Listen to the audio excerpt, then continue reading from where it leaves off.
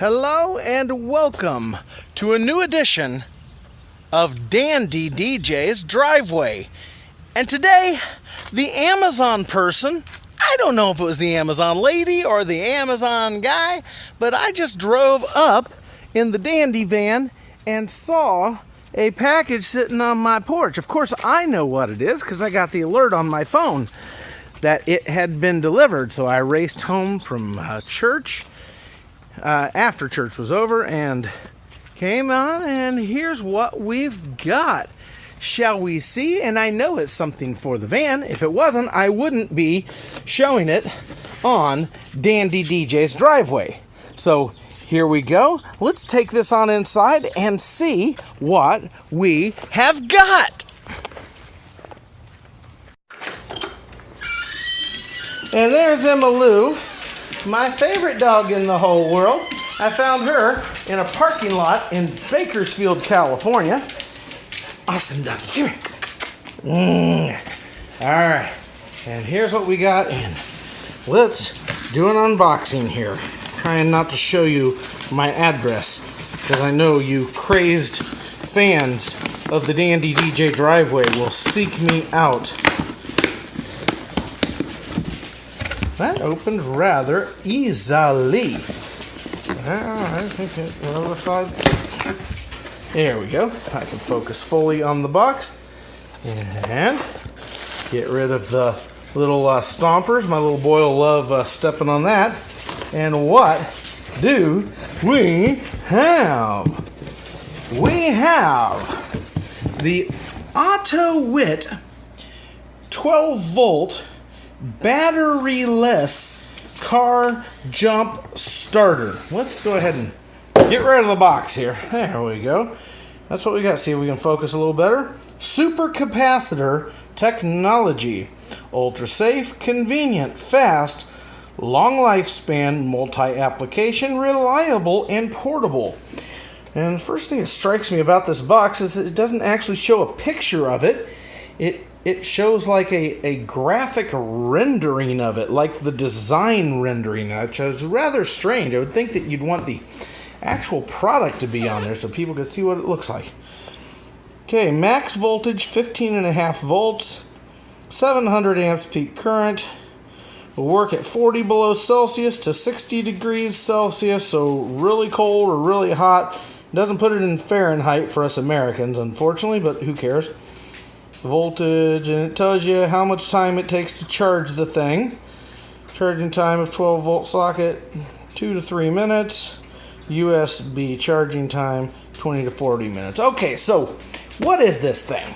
All right, well, Scotty Kilmer did a full-on review of this thing, and what it is it is a car jump starter, just like it says, but the thing about this is you don't have to keep it charged up. You don't have to plug it into a wall and charge this thing up and top it off regularly for it to do its job. This thing runs with no batteries. It uses supercapacitors, and what that means is that, let's say your car won't start, stop trying to start it, stop draining your battery right away, hook this thing up to it, and the residual power that's left over in your battery, because you know when you can't start your car, you still might have your lights working, things like that, it'll go tick tick tick tick and not really turn over. Well, it's still got some juice in the battery. So what this does is it takes the residual power left in your battery, and you hook this up to it for a few minutes, and it slowly will take that residual power and pull it into the supercapacitors and then deliver it back in one big punch. And with the idea being that that big punch is enough to get your engine to turn over and your car to start.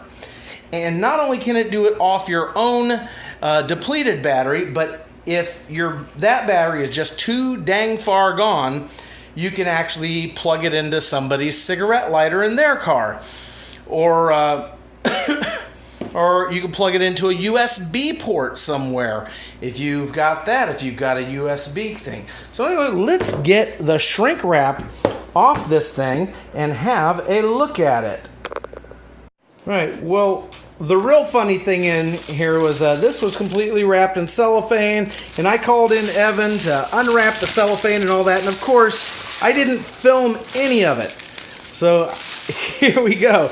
Evan, would you like to do the honors of the unboxing? The cellophane's off, and here we go. And that's what we have inside, except it was a whole lot slicker when we opened it up. All that was tight and everything. But let's see what we've got. Okay. So first we have...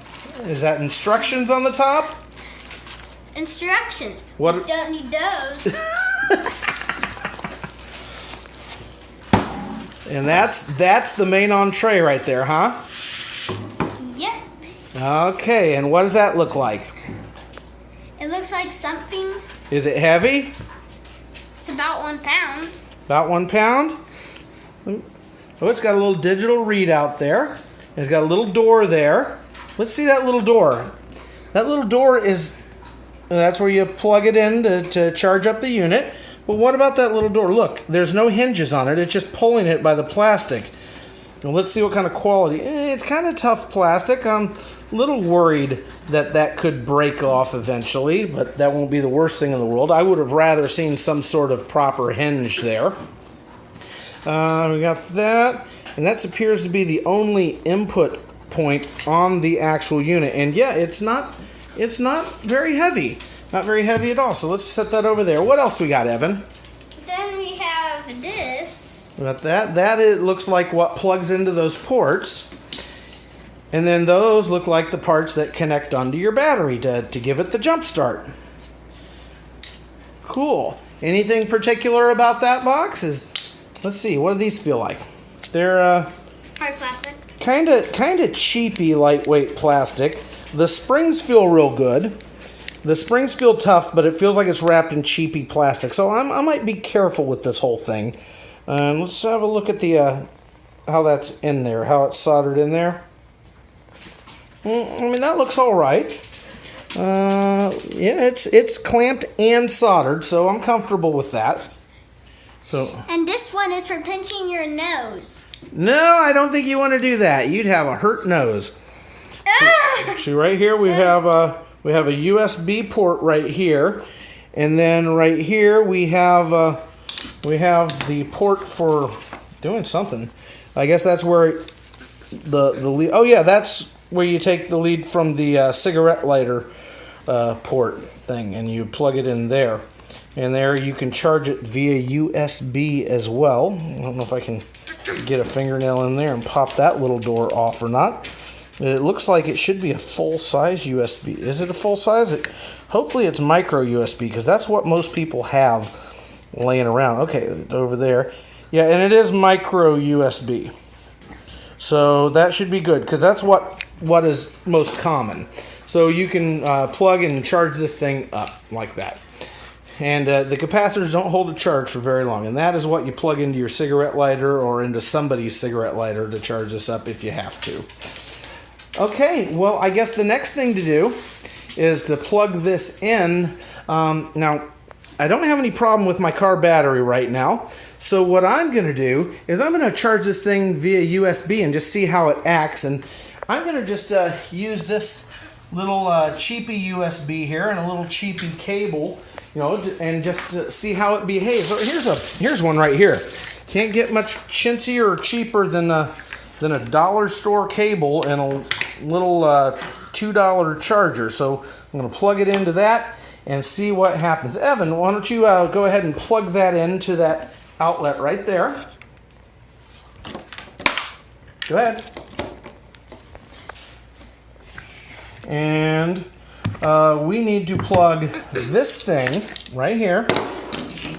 We need to plug that into here, and it'll only plug in one way. So go ahead and plug that thing in. Put the square end on that side. I know. So it goes like this. And plug it all the way in. Well, make sure you got it. Make sure you got it squared off in there. There. Is it all the way in? Yeah. Sure. Wait, no. Okay, well, that's pretty good. All right, now let's go ahead and plug that USB cable. You got that in there? Take that and plug it in right here. So if you're at home by yourself, you got no one to give you a jump start, plug that thing in. Okay, well, it is plugged in now. We have a red flashing light and on, off, override. I'm not really sure. Start. Okay, well, here, let's Evan, it's just going to do that. Okay. Start. I think it just blinks until it's charged up, and that's what we got. We got nothing over here on this readout. So I'll tell you what, we're just going to let it do that for a while. Well, let's see. We do that. Holding that does nothing. Hit that, it flashes green then red. Green then red, and it tells you something's happening. Okay, so we'll just leave it alone for a while, let it do its thing. What? And then we use this after to pinch your nose. Do it. Do it. All right, we'll be back after this nose pinching. Alligator!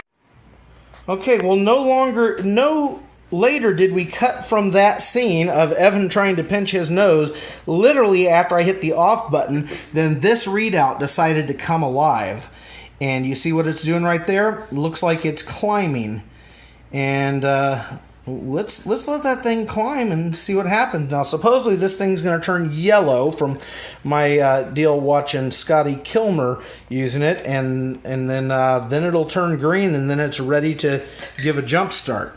We're not gonna jump anything today because I just don't have anything that needs to be jumped. But let's take that little piece. But what Scotty Kilmer didn't do, he didn't do an unboxing, didn't show you how it's packaged. So I feel like I'm adding some value here, and without all the cutaways and doing a little something different. And by the way, he is the reason that I bought this thing. Well, that and having to get a jump start at the gas station the other day. So we're just going to let this thing do what it do for a few minutes, and we'll come back. Instructions. We don't need those. But we do need to do some dishes. Okay, well, we're still charging along here on the USB. It's climbing steadily. We're about 5 minutes into it now. And as you can see, it's just trudging along there. And still on red, has not turned yellow yet. And I was just here reading over the manual, and I thought this was interesting. During the warranty period of the product, the company will provide free maintenance and replacement services, except that the failure is caused by the improper operation of user or irresistible factors. What the heck is an irresistible factor? I'm an irresistible factor. How about you? Anyway, so I'm going to guess that we're waiting for this thing to get up to about 12. And while we're doing this, I'm going to just a couple of thoughts about this.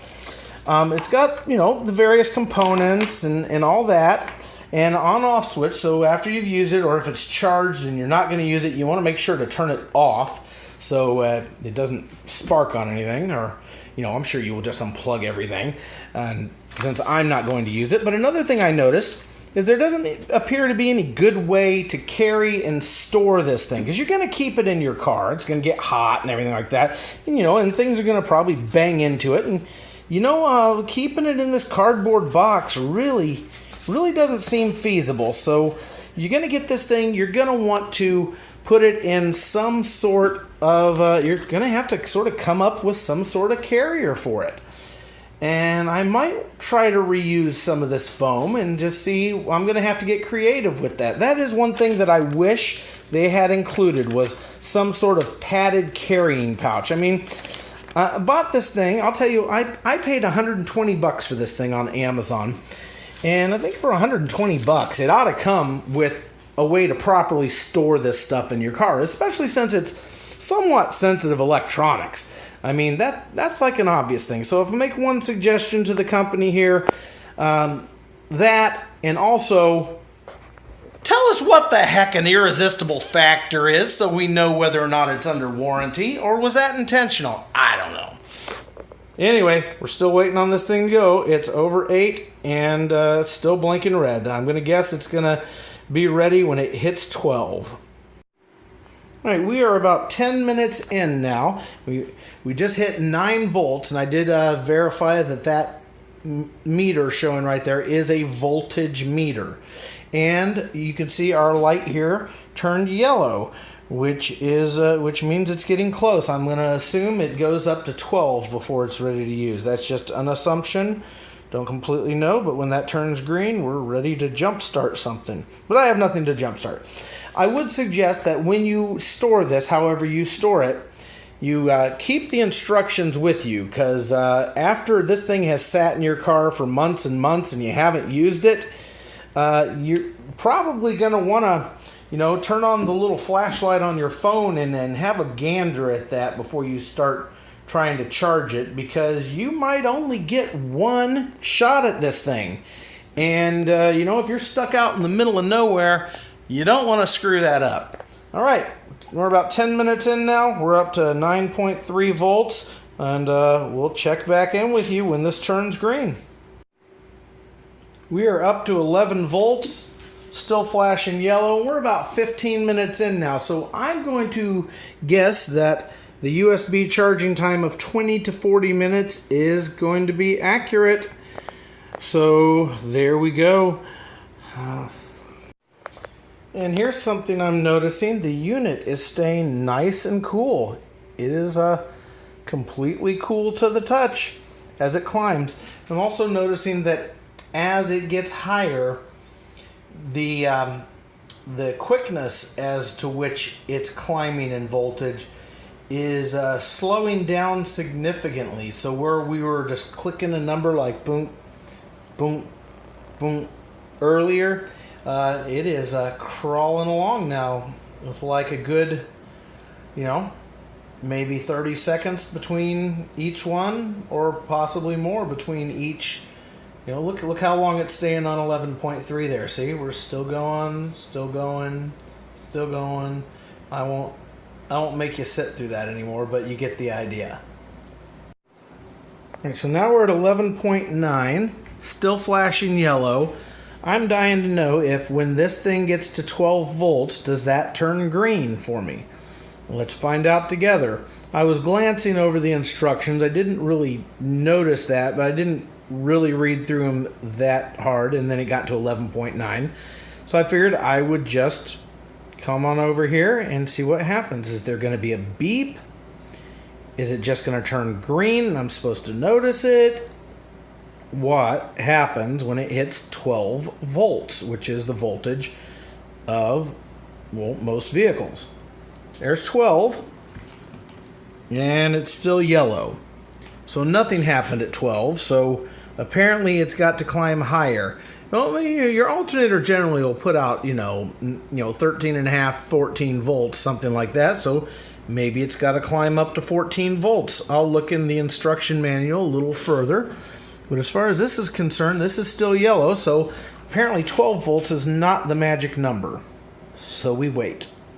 And we are approaching 20 minutes now. Okay, here is our answer right here. Okay, the voltage indicator of the charge will turn on and indicates the voltage of the battery, the car battery, whatever.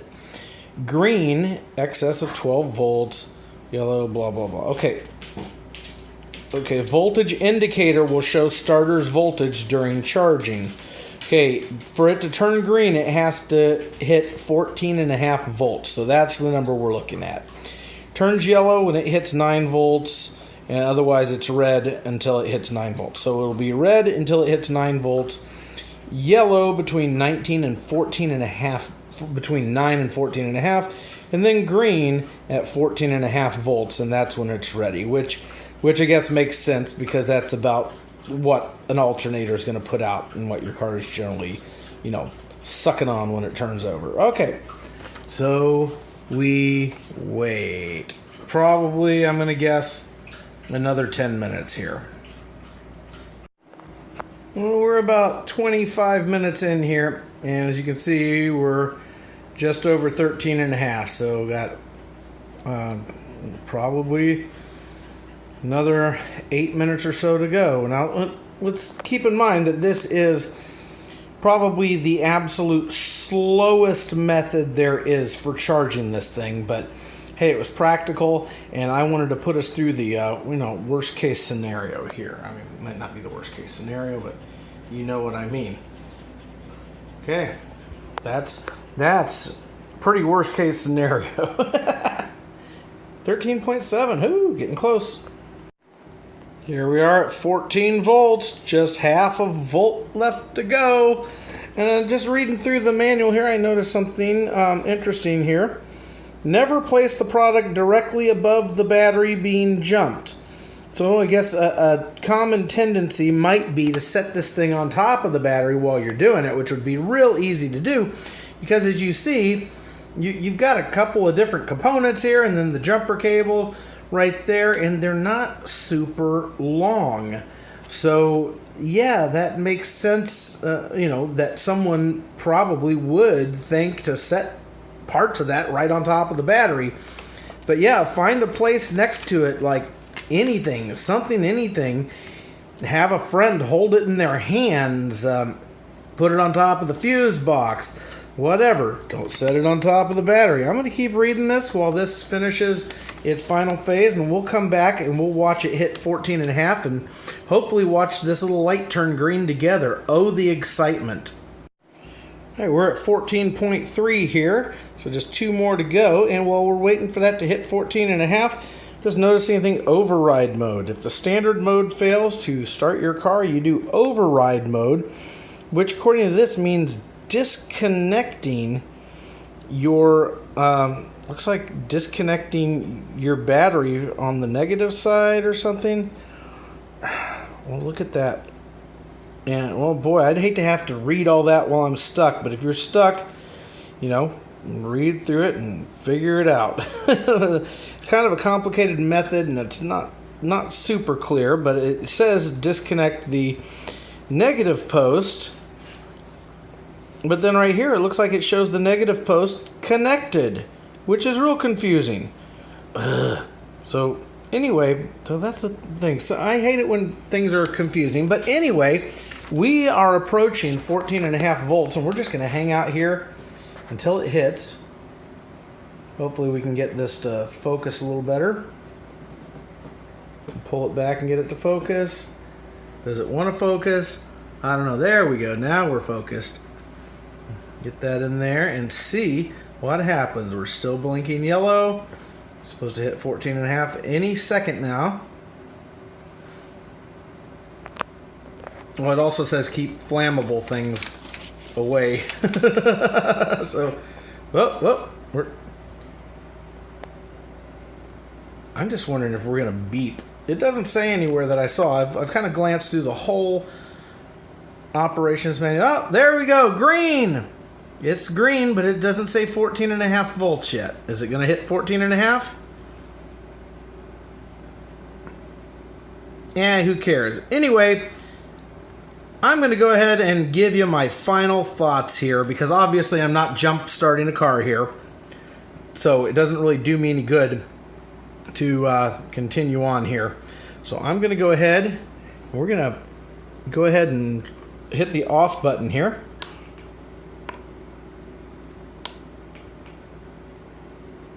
Well, no, well, there's 14.5. So I'm going to go ahead and disconnect all this stuff and give you my final thoughts. All right, here's my final thoughts and the pros and cons. I hope you don't mind looking up my nose like that too much, because it's about the only way I could find to get my phone positioned here. And as I disconnected it, it still shows you how much charge is left in the unit. So far, I've lost, 1 point off of it just sitting here. And I'm sure it'll go down because these are capacitors.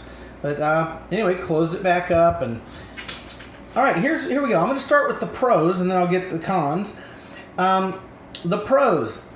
If you don't have... The pros. You don't have to keep it charged. It's lightweight. Both parts of it. Lightweight. I mean, it feels sturdy enough. It feels sturdy. It feels like it could take a knock or two, so that's all right. You can, in most cases, jumpstart yourself, your own car, I mean, with your own depleted battery, unless it's completely gone. It has a voltage meter, and just since I've been talking here, I've lost yet another point, so you can see how fast capacitors go down. It's pretty much idiot-proof. It won't allow you, according to the demonstrations I've seen from Scotty Kilmer, it won't allow you to connect it backwards. So it just simply won't work. There are multiple charging methods. USB, plug it into someone's, cigarette lighter, your own car's battery. Those are all the pros. And, and it's easy to tote around and just keep it in your car. And, you don't have to think about it. You don't have to be recharging this thing all the time. So those are our pros. Now for our cons, it is a little clunky. I mean, you've got this part and this part that you've got to kind of all juggle that while you're trying to jumpstart your car out in the middle of nowhere, maybe, in Timbuk 3 in the middle of the night. And that's a little clunky, and you got to make sure not to set any of that stuff on top of your battery. Okay? One of the pros was you don't have to keep it charged. Well, one of the cons is you can't keep it charged because it's capacitors. So that is one place where something that you charge and keep charged all the time has an advantage because it's charged up and ready to go if you stay on top of it. You don't even have that option here. No carrying case. There's no carrying case, which means that I get to go fish around at Goodwill and find some toolbox of some kind that this will fit nicely into. A good tough plastic toolbox, like for a drill or something like that, and something I want kind of skinny that'll conform to this to make it easy to keep around. Cheap plastic clamps. These plastic clamps are kind of cheapy. And also I noticed when I was disconnecting the unit, I kind of shouldn't be pulling on it like that. When I was disconnecting the unit, these leads right down here, they were really in there. I had to really reach to get to this plastic part, otherwise I'd be pulling on the actual wires, which is no good. I don't like things like that. It would be nice if this plastic housing were further up so you grab the housing instead of the wires. A lot of people in the middle of the night, whatever, are going to unplug this thing and go. And the tendency is going to be to grab these wires, which I really don't like, and I think it's going to damage it. It could damage it on the first time, maybe after a few times, but it'll be well worth the $120 you spent on it. The warranty period, it's not clearly defined, and the conditions for it being under warranty are not coherently worded. I've looked all over this package, all through here. I have thoroughly looked through this at this point, and it does not tell you how long the warranty is for. There's no warranty card in there, no place to register it. So, there you go. What's the warranty period? I don't know. They can come up with anything and say, I could tell them I've had it 5 days. They could say it's out of warranty, or that, I'm not pretty enough according to this. Okay, anyway, moving right along. The temperature range that, for this thing to work, or, is listed in Celsius. I'm in the United States. Celsius doesn't totally register with me, although it probably should. I know 0 is freezing and 100 degrees Celsius is boiling. So, normal temperatures, it has no problem, and even some extremes at both ends, I guess. There is no proper wall charger with this, so no way to properly plug it in, and I guess that's so that it can work internationally with no problems.